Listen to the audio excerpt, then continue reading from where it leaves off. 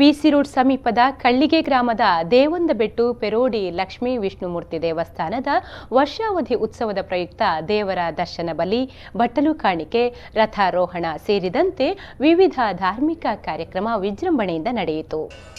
ಜನವರಿ 14ರಂದು ಜಾತ್ರೋತ್ಸವ ಆರಂಭಗೊಂಡಿದ್ದು 4ನೇ ದಿನವಾದ ಬುಧವಾರ ಗಣಹೋಮ, ಕಲಶಾಭಿಷೇಕ, ಮಹಾಪೂಜೆ, ಪ್ರಸಾದ ವಿತರಣೆ ನಡೆಯಿತು. ದೇವಸ್ಥಾನದ ಹೊರಾಂಗಣದಲ್ಲಿ ದರ್ಶನ ಬಲಿ ನಡೆದ ಬಳಿಕ ಉತ್ಸವ ಮೂರ್ತಿ ಧಾರ್ಮಿಕ ವಿಧಿವಿಧಾನಗಳೊಂದಿಗೆ ನಡೆಯಿತು. ಉಚ್ಚಿಲತ್ತಾಯ ಪದ್ಮನಾಭ ತಂತ್ರಿಗಳ ನೇತೃತ್ವದಲ್ಲಿ ಧಾರ್ಮಿಕ ವಿಧಿವಿಧಾನಗಳು ನಡೆದವು.